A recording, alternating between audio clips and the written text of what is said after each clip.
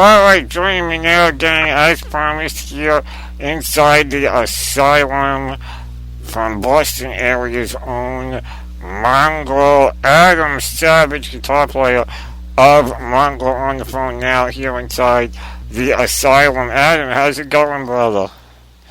I'm good, man. How are you? I'm good, man. I'm doing good. No complaints here. Yeah, I was looking over my files the other day, prepping for talking to you, and the last time we had you on and we spoke, it was after Reclamation, and that's going on 2 years now. Good, man. Almost, yeah. I can't believe it's been that long between albums. Yeah, well, with Reclamation, it ended up getting picked up by a second set of label and re-released in early 2013. So we were kind of continuing to push that for a little bit till we hit the studio again. So that's probably a little bit of a delay. Yeah, no, but you know what? That's a good kind of a delay. It's kind of, it gave you the opportunity to do a double release, and I'm sure you reached a lot more people than you did the first time that you put out Reclamation. Yeah, no, absolutely. We got hooked up with some extra distribution in the States and over in the UK, and obviously some extra press to go with it. So that all worked out nice. And then last summer we ran a Kickstarter campaign because we were gearing up to hit the studio and record what was going to be Evolution, the brand new CD. And thankfully we had some awesome support, and our fans came through for us. It was a little bit stressful because we cleared our goal 3 hours before it ran out, but it all worked out. So we recorded that probably I think it was August last summer. And then we put out a Snake single from Evolution back in October as we kind of geared up to put out the full EP. Yeah, I was just thinking, for me it feels like I've had Snakes for longer than October. I remember getting it in the email, and I've been playing it ever since you guys shot it over to me. And it just feels longer than October. Is here we are now in May, on the verge of June. But of course, that's the way the industry goes. Nowadays, you put it out months in advance and build the hype for it before releasing the album. No, yeah, obviously we needed some good prep time, but also being up here in New England, the winter is so unpredictable weather-wise, and obviously you saw this winter. Things kind of, it was pretty brutal. So we didn't want to plan a CD release parties and all this kind of stuff just to have it some snowstorm come along and screw it all up. So we wanted to push it back into the spring a bit anyway. Give us more time. And it actually worked out real nice because as we were kind of figuring out the exact release plans, we ended up kind of stumbling into contact with Unable Records. First we were just looking to do some distribution with them, and then we ended up signing with the label to put it out. So the delay actually worked out really, really nicely. Yeah, it definitely worked in your favor. And as you said, the winter we had, I don't know how bad it got for you guys up in Boston. We got slammed here in the New York area, and I can only imagine what you guys must have gotten. Yeah, it was pretty rough up here. My parents live about 90 miles north of the city, actually, in New York.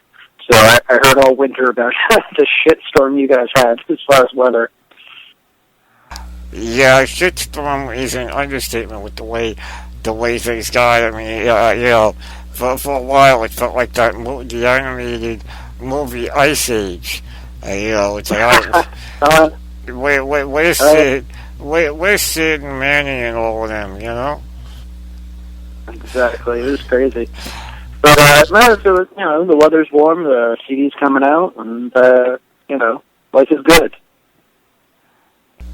So, let's go back a little bit, because you guys said you were in the studio most of last summer working on Evolution. And my first question really regarding the album is, what made you guys decide to go for a 5-song EP as opposed to a full album like you guys did with Reclamation in 2012? Some of it was the songs that were ready. Some of it was time and budget constraints. Because we had the opportunity. The whole Kickstarter came about because we ended up with the opportunity to. Well, we were going to record with the same guy we'd been using since Jess joined us in 2010. So he did New Breed of Old School, Declamation, Reclamation for us, both recording and mixing and all that. And so that was kind of the game plan. And then we got the opportunity to get Dave Fortman to mix the CD. And, for anyone who doesn't know Dave Fortman, he's done stuff with like Slipknot and OTEP and Soil and Snot and Evanescence and Godsmack, etc. Ugly Kid Joe, American Head Charge, like some really cool shit. So that kind of came into our laps. And obviously, bigger name people have a little bit more of a price tag on it. And then right after that, we ended up we got in touch with Howie Weinberg, who's like, he mastered stuff like, the classic Metallica albums, like, the best Pantera albums, Soundgarden albums, Nirvana, The Cult, Public Enemy, like, The Cure, Disintegration, like, everything. Like, 85% of your classic, like, favorites of all time albums he's probably done. And so it's one of those, like, all right, we have the opportunity to work with Portman and Weinberg on this. Let's go with maybe less songs, but really up the game as far as that goes. So we went back to Jim, our recording guy, recorded with him, and then, kind of went through Fortman and Weinberg in the process. And, it seemed like, it was definitely the way to go as far as trying something new and, keeping the budget somewhat under control, but, putting out a good quality recording. What basically you guys decided to do was you had the high quality staff involved. So rather than go for quantity versus quality, you guys just said, all right, we got the right pieces in play. Instead of dragging things out and being in the studio for longer than you need to, it seems to me that you guys basically just said, what, let's do the 5 best tracks. We've got the best people we can working on this, and that way it's a really solid album from start to end without failing on quality on 1 or 2 songs in between, just because you wanted to put out a full album versus the EP. Yeah, we wanted to obviously go that, really push the quality on this one, up our game as far as that goes.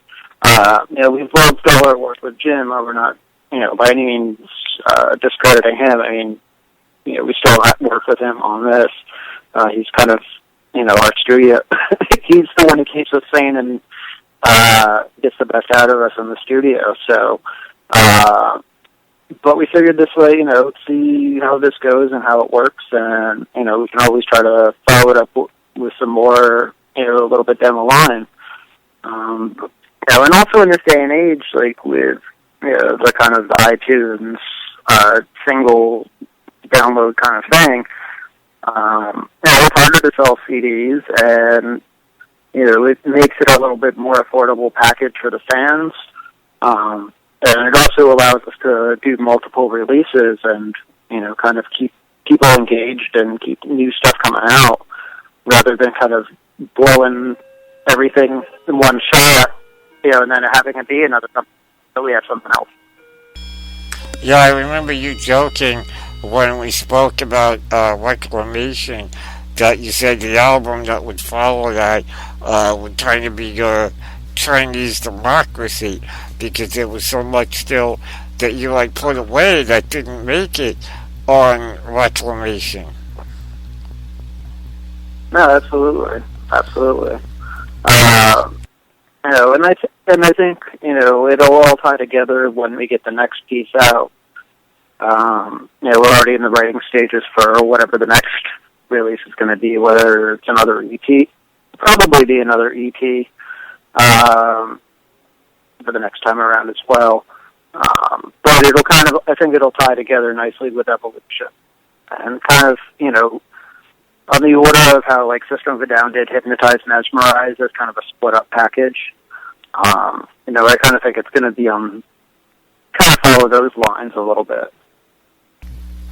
Well, that does kind of seem to be somewhat of a trend. I mean, System of a Down did that a few years back, and we had last year, we all got Five Finger Death Punch went in and banged out Wrong Side of Heaven, Righteous Side of Hell, Volume 1 and 2, and gave us those back to back as opposed to putting them out as one hit. So it's almost like that's becoming more the trend to kind of put out more than one album within a calendar year and then run off of both of those albums, as opposed to the way it's been previously, where bands would put out an album, good, bad, or indifferent, and then it would be 3 or more years sometimes before we got new material because there was so much touring involved. Yeah, well, I would guess that where the bands are doing the multiple albums, it's kind of one of those, while we're in the studio, kind of blocked out all this time and might as well get all this stuff done because we know we're going to be on tour for a while. I'm certainly not a huge Five Finger Death Punch fan. That's just not my thing. So I'll go with the System reference personally. But the legend is that Guns N' Roses did like 3 albums or 4 albums while they were doing Chinese Democracy, and it's just all sitting in a vault somewhere allegedly.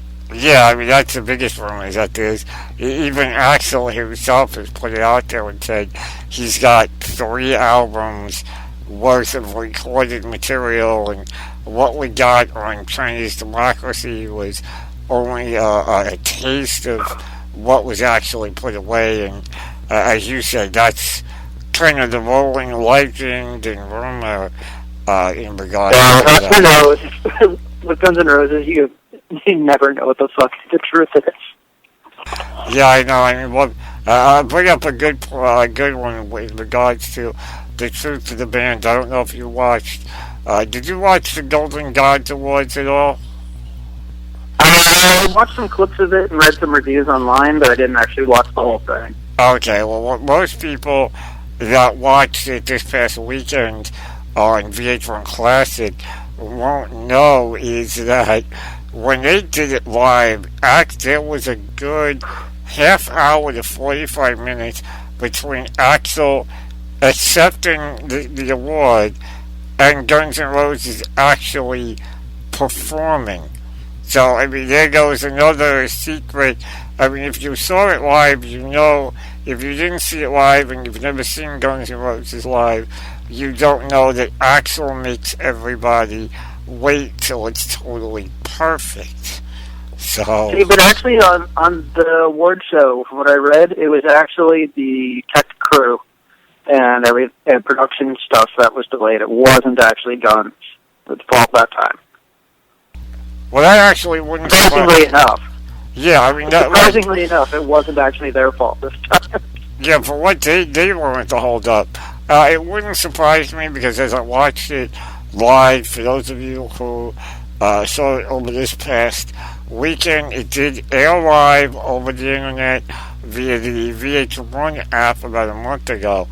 It was just a shitstorm of a mess when it came to the bands performing, sound quality, the sound being ready, Well, yeah, they also had that whole thing where they had Janie Lane as like a member of Motorhead on the Yeah. tribute, and they had to redo the Joan Jett Taylor Momsen thing because they fucked up lyrics. There's all sorts of shit with that. So Yeah, I mean, that's one of those. whatever.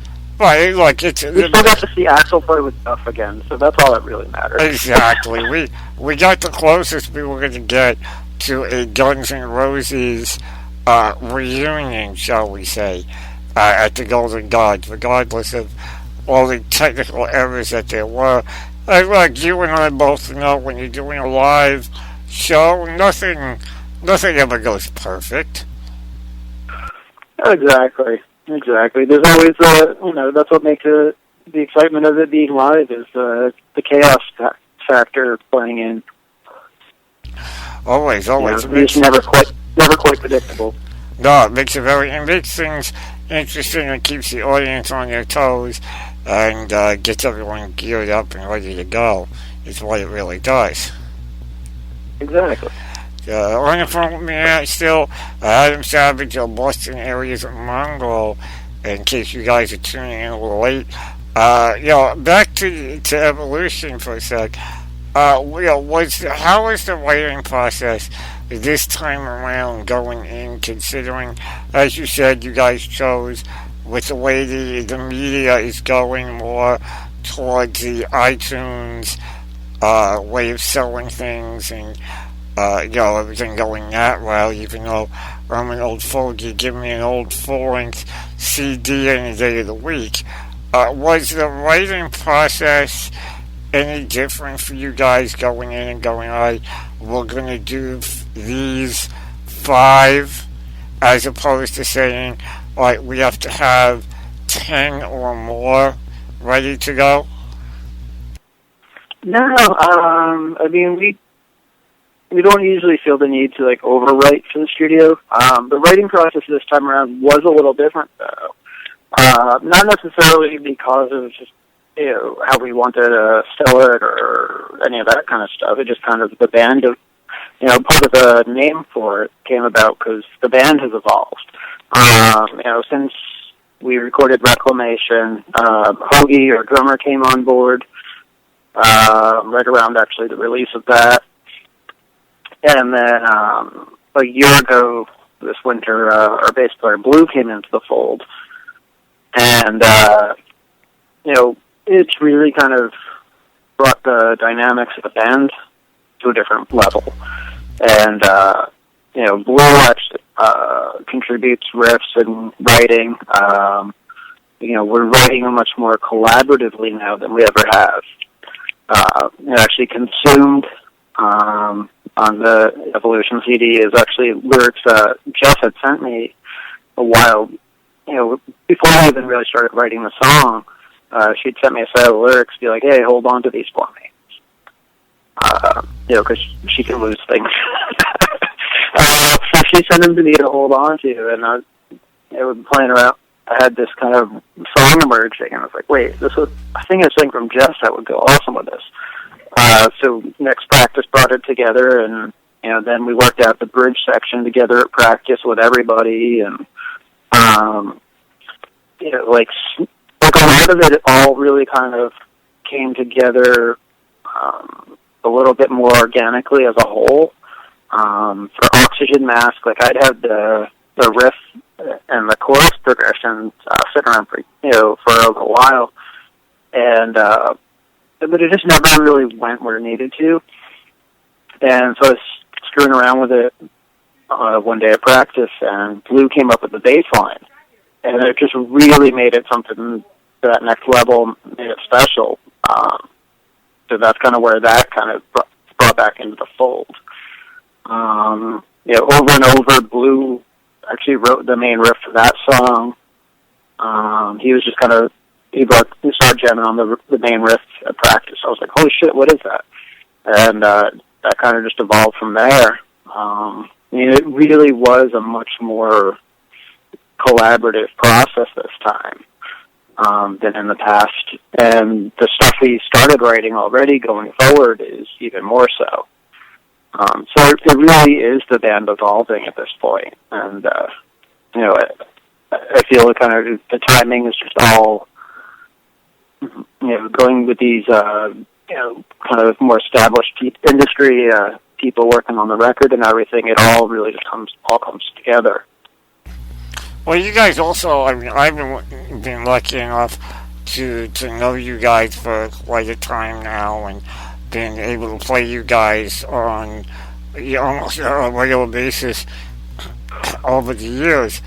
And the one thing I noticed, listening even to Reclamation, is that you guys started out as almost a very hardcore punk kind of sound. And you guys have kind of found your groove as like you said, you guys have evolved and you guys have turned into more of a harder, heavier, yet rhythmic, melodic sound that, I mean, it's just almost hard to put to words sometimes with the way you guys have gone just from that punk sound to where you guys are now. Yeah, I mean, I think some of that is, just the kind of the people that have come into the band a little bit alter, and, since Jeff has joined, the band obviously brought in a different, element of melodic vocals that we didn't really have before. So we have, and I'm saying this because I was a huge fan of her as a singer before she even joined the band. When you have someone who's that good at what they do, you want to give them the opportunity to kind of show that off a bit. But it's not that we lost it's not even necessarily a conscious change from being more punk sound. It's, the band was always about, playing with different elements and different influences. And, being able to play, hard rock songs or punk influenced or metal influenced or whatever. But, I mean, personally, my listening tastes have always gone from, Pearl Jam to Slayer to NWA to the Doors. I mean, so it's all kind of in that realm, I believe. And I think we're just kind of breaking out of, putting more emphasis on, I guess a little bit more on the melodic side, obviously, with Jess. But it's kind of like we've done the straight up in your face punk stuff for a while. Let's bring in some of the other influences in the, from jazz to, hoagies into like a lot of, hard rock and metal stuff, blues into all sorts of like avant-garde indie rock, techno stuff as well. His listening tastes are all over the map. And so it just kind of allows us to branch out and kind of get into some different stuff. Yeah, I mean, when I bring up that you guys have evolved sound, I don't bring it up as, being a bad thing. I bring it up as being, a good thing, and it shows how you guys have just evolved. I mean, look, unlike you and everyone that listens to the Asylum knows that, I go from, just like you, I'll go from the Beatles to Metallica to Dimmu Borgir and, back to Zeppelin or something like that. So I'm, on the same, idea as you are with the influences from all over the place and the sounds from all over the place. And also, shows what you guys are capable of as a band as well. So many bands, they find their sound and they stay with it and they kind of get pigeonholed into that sound. And that's not something that you guys have done. You guys have managed, again, beating a dead horse with the name of the album being Evolution. You guys have just evolved into what you are now, where you're able to pick and pull influences from all over the place. I mean, just a quick example, I was listening to the EP prior to you calling, and the beginning of Oxygen Mask, for some reason, I right away, my ears think of Nirvana. Yeah, and that's just one example. I could go with that. Nice, yeah, I could go with that. Yeah, I mean, but I think it's a healthy thing, because that way, it allows us to just kind of do what we want to do, and that was kind of the whole point behind starting Mongrel in the first place. Me and we had the first singer in the band when we first started this back in '03.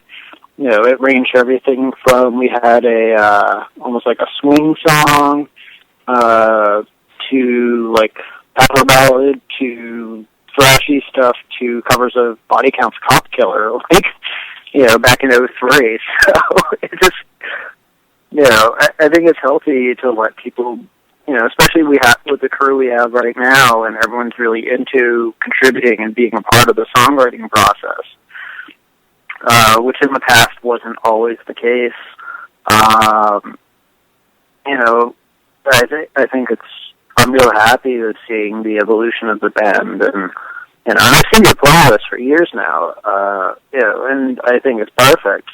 Because people, no one wants to hear the same song by 10 different bands, in a row. Or the same song by one band, 10 songs in a row.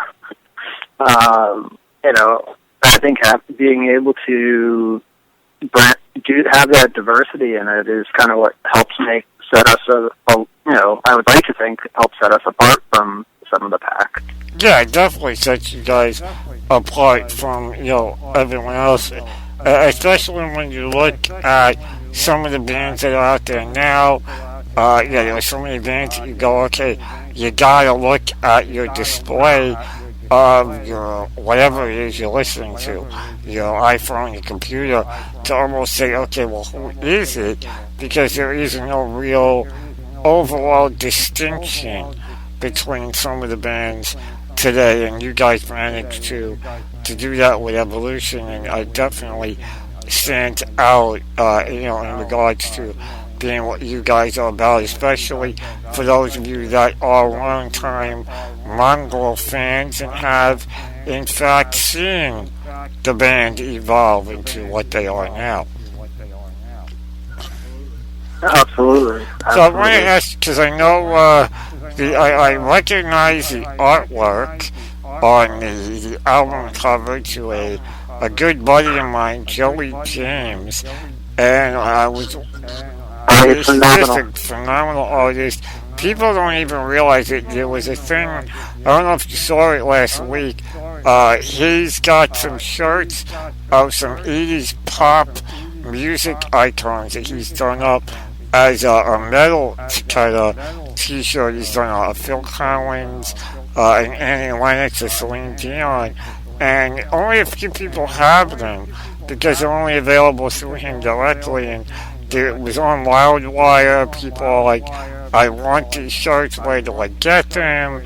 And most people don't realize that if they've got work from OTEP or Butcher Babies, or even from you guys, they've got his work. And I was wondering how you guys linked up, and what part of the input did you guys have in regards to him designing the artwork for Evolution?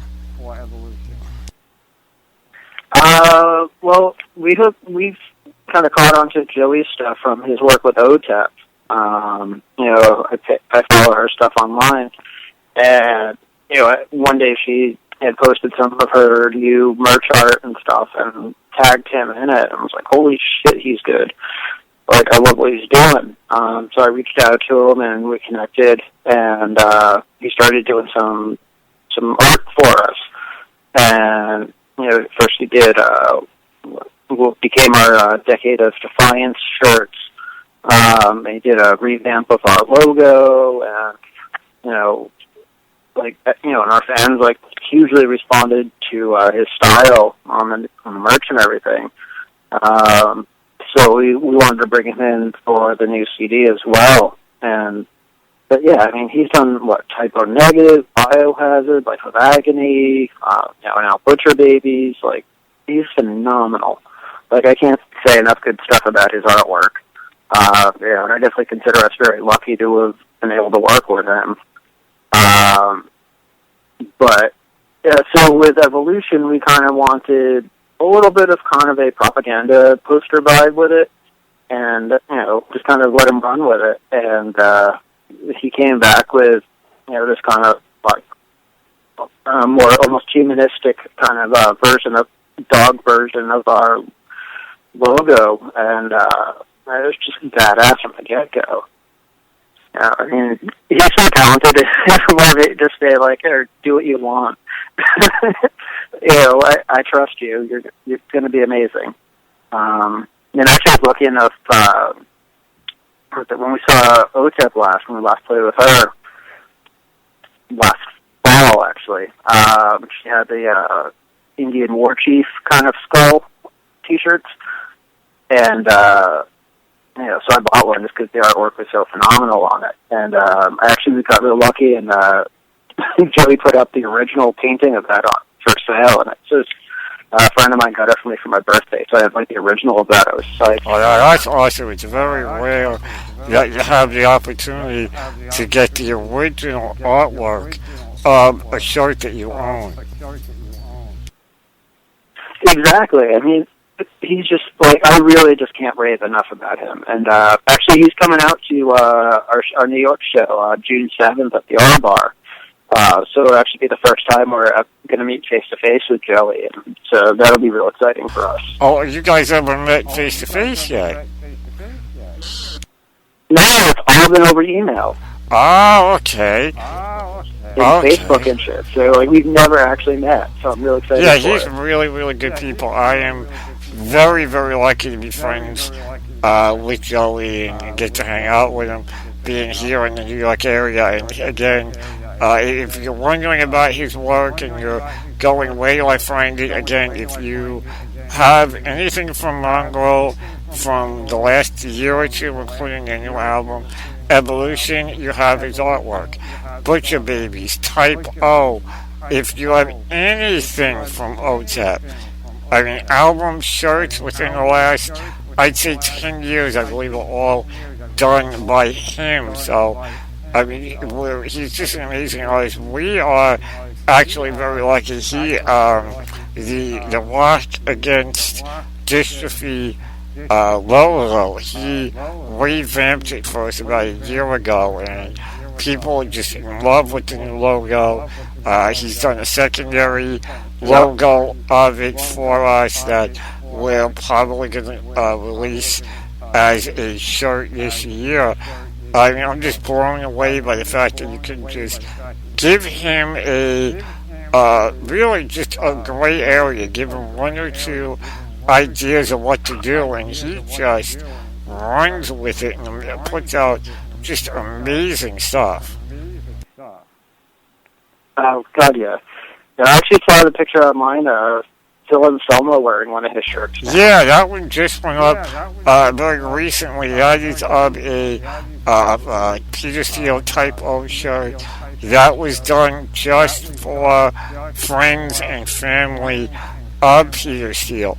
So if anyone saw the photo, and for those of you going, I want that shirt, sorry to burst your bubble, that shirt is only available to those that knew Peter and are no longer in print, but it's just amazing work from him all the way around. Absolutely.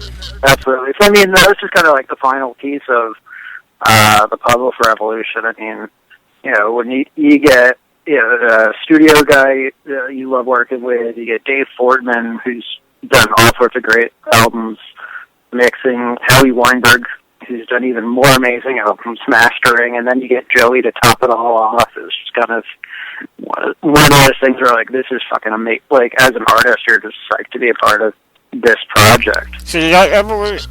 I mean, speaking as us for the artist, I mean, Joey may or may not have been psyched, but I was psyched for him to be the final piece. Hey, if I know Joey, what did I try and tell you from, getting to know Joey and hang out with him?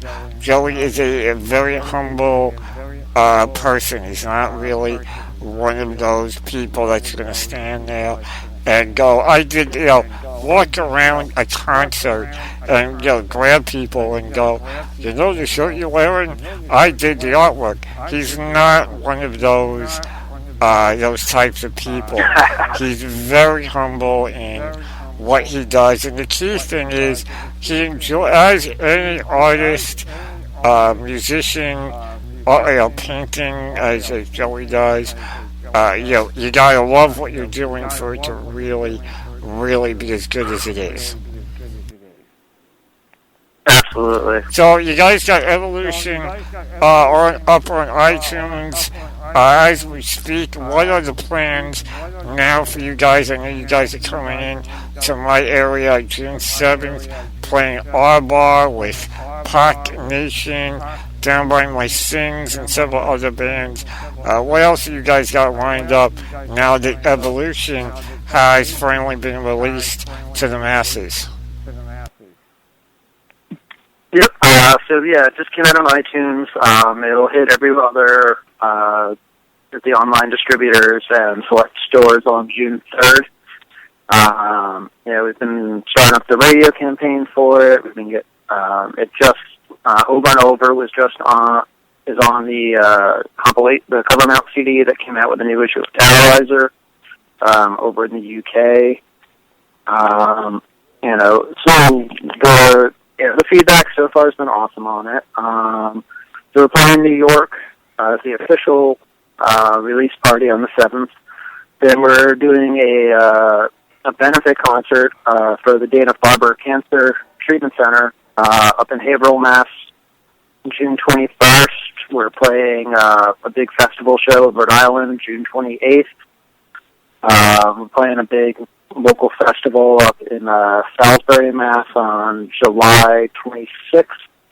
And then August 16th, we're playing Worcester Palladium with Powerman 5000 and Head PE. Very cool. So you guys got tons of big dates ahead of you and tons of opportunities for people to get out and see you guys live and get their hands on physical copies if they are an old fogey like me and prefer CDs over digital whenever I can anyway. I'm